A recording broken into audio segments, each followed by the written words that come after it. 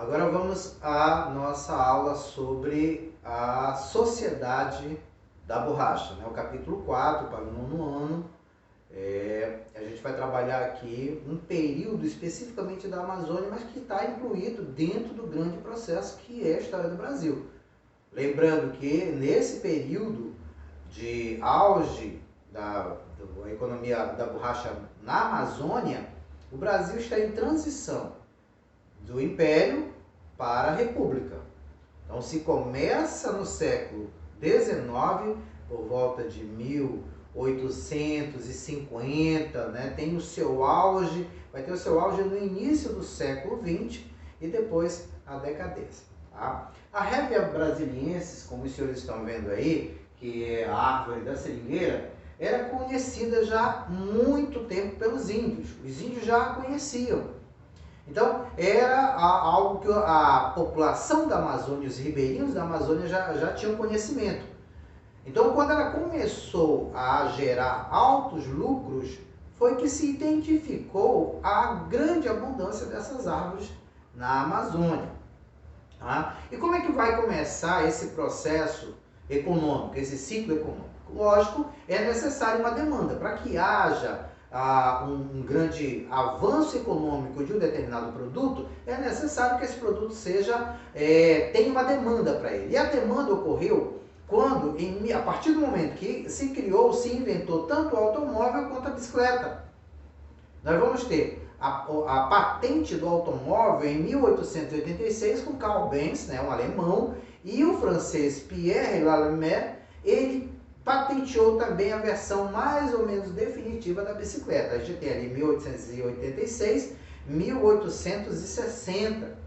São esses dois momentos. Esses dois produtos vão gerar uma demanda muito grande para a produção da borracha da Amazônia, que a gente chamava de borracha nativa. Né? Então a economia comífera na Amazônia se desenvolve por conta de uma necessidade estrangeira. Tá? Então, ia muita borracha da Amazônia para a Europa, principalmente para a cidade de Liverpool e para os Estados Unidos, a cidade de Nova York, que eram os grandes consumidores. Era só lá que consumia? Não, porque eles eram os produtores, era lá que ficavam as indústrias que forneciam pneus, tanto para a indústria automobilística, quanto para a indústria de duas rodas, que era das bicicletas. Tá? Então, observando bem que nós estamos inserindo a Amazônia dentro de um grande sistema econômico chamado capitalismo, que está em desenvolvimento no mundo nesse momento. Mas esse sistema capitalista, ele só funcionava em parte para essa sociedade da borracha. Por que em parte? Porque o capitalismo ele chegava até Manaus, né? Quando ele atravessava os grandes mercados econômicos e consumidores do mundo, era capitalismo mesmo, lei da oferta e da procura, da demanda, trabalho assalariado, tudo isso aí. Porém, no interior da Amazônia, onde havia produção, a situação era diferente. O sistema era chamado sistema de aviamento. Aviamento quer dizer fornecer, prover. Isso queria dizer o quê? Em Manaus ficavam as grandes casas aviadoras. Essas casas aviadoras forneciam material de coleta, de corte, terçados, alimentação rápida e tudo mais, para o seringalista, que era o dono do seringal. Esse seringalista fornecia esses produtos para o seringueiro. Então, esse sistema, que se chamava de sistema de aviamento para o interior da Amazônia, já não era mais o grande sistema capitalista. Era um sistema de extrativismo mesmo. Então a exploração dos coronéis da borracha, dos seringalistas, era muito grande em cima dos seringueiros. E quem era esse seringueiro? Esse seringueiro era aquele nordestino que vinha para a Amazônia em busca de riqueza. Tá? Então nós temos até Manaus capitalismo, de Manaus para o interior nós temos lá esse extrativismo de barranco. Na nossa próxima imagem nós vamos ver aí um seringueiro, né, fazendo aquilo que ele tinha que fazer lá na floresta. Observem que ele está descalço, sozinho, ele tem uma arma atrás ali, né, um chapeuzinho. esse material aí, toda a arma, a tigela que ele coletava e também esse instrumento que ele está cortando ali a seringueira, tudo isso aí ele comprava a crédito para pagar depois, quando ele tivesse feito lá a sua produção. Então vamos adiante. Estrutura de trabalho. Você tem então o seringalista, que é o patrão, e o seringueiro, que é o trabalhador. É ele que vai tirar a seringa lá, vai cortar a seringueira e vai tirar o látex, né? Então, observem bem, esse seringalista, esse fazia negócio com as casas aviadoras que ficavam em Manaus. O seringueiro não, ele trabalhava cortando a seringueira, tirando o látex, fazendo umas pelas de borracha para poder vender praticamente para o seringalista. Esse sistema era muito ruim. Esse sistema era ruim por quê? Porque na realidade o trabalhador, o seringueiro, ele pegava tudo fiado lá no barracão. Então como é que ele ia pagar isso aí? Quando ele trouxesse a produção dele.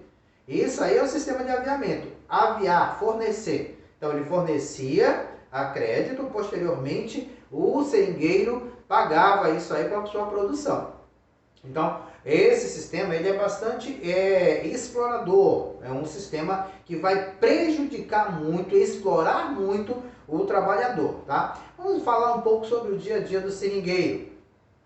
O seringueiro, ele vai trabalhar na coleta do látex, naquilo que é chamado de estradas de seringa, ou as estradas nas quais estão as seringueiras, né? Lembrando que as seringueiras na Amazônia, elas estão dispersas, 50 metros, 30 metros, às vezes 100 metros de distância uma da outra.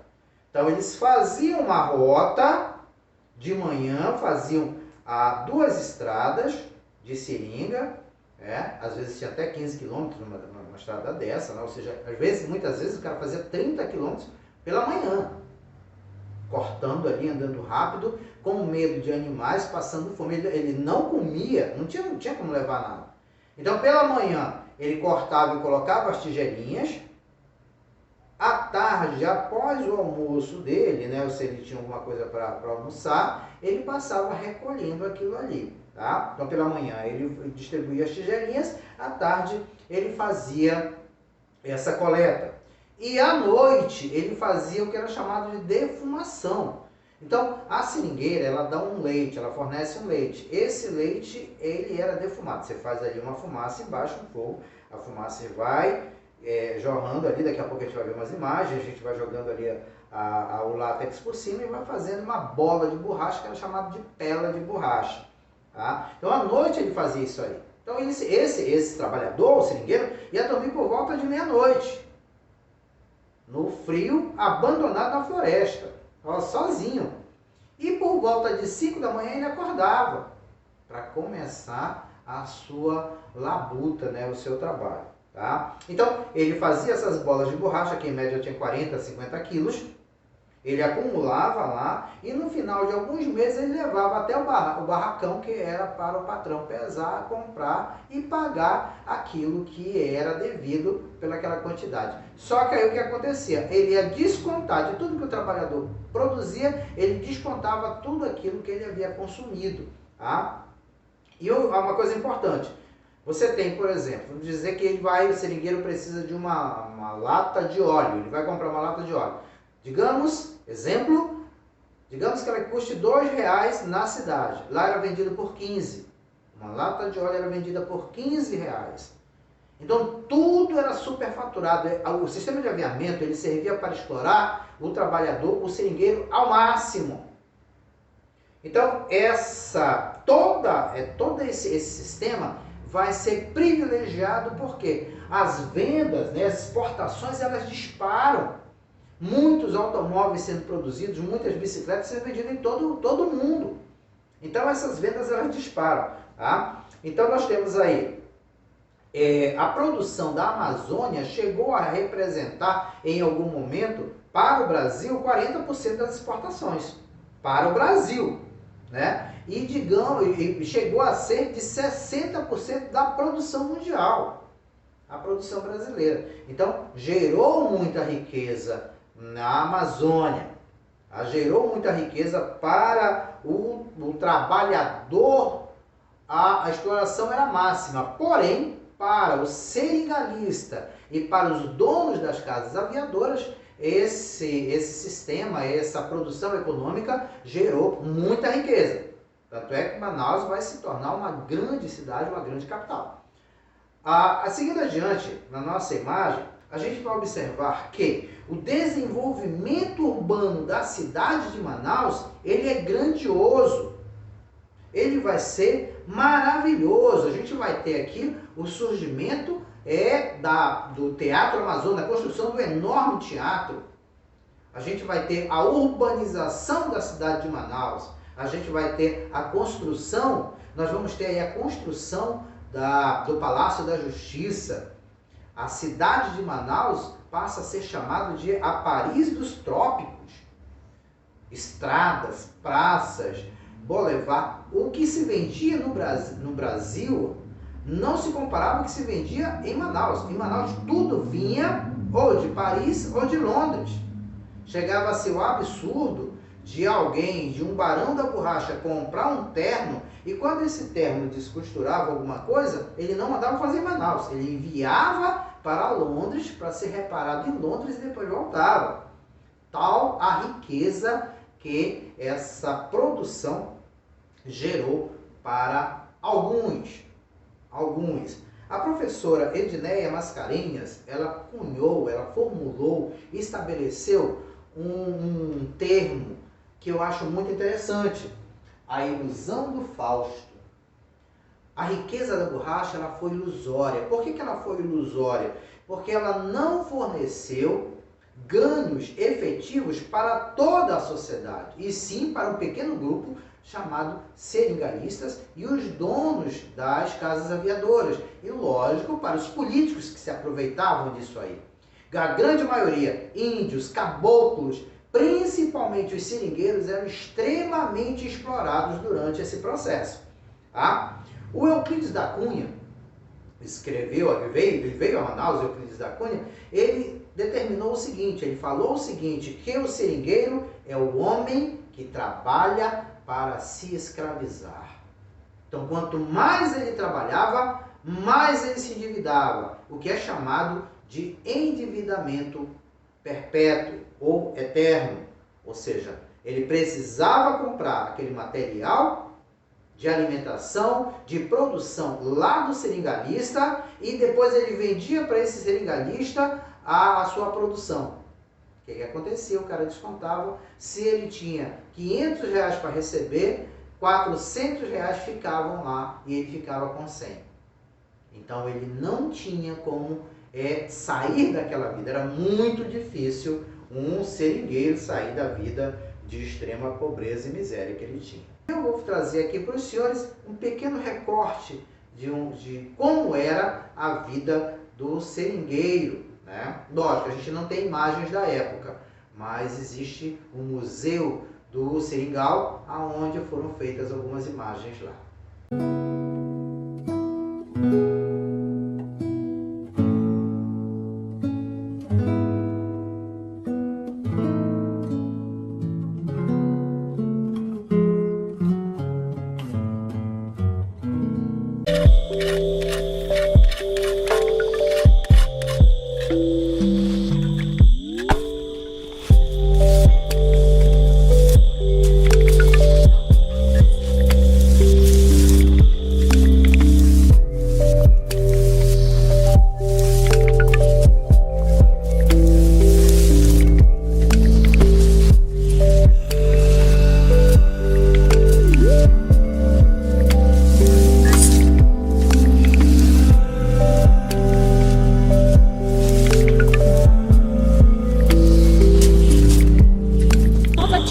Que ele deixou lá, trazia aqui, colocava dentro desse balde, trazendo e derramava aqui dentro desse tacho.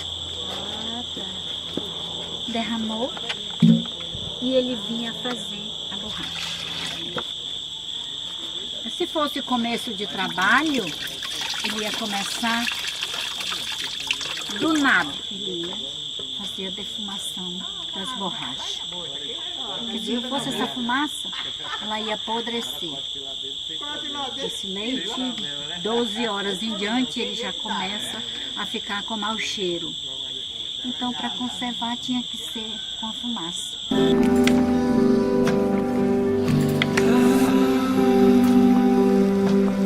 A produção da borracha é feita lá no Museu do Seringal, aquelas imagens foram feitas no Museu do Seringal. Tá? Então, a Amazônia tem um processo econômico que demanda muitas terras, muita terra. E essa terra começou a se exaurir, a terra onde tinha as seringueiras.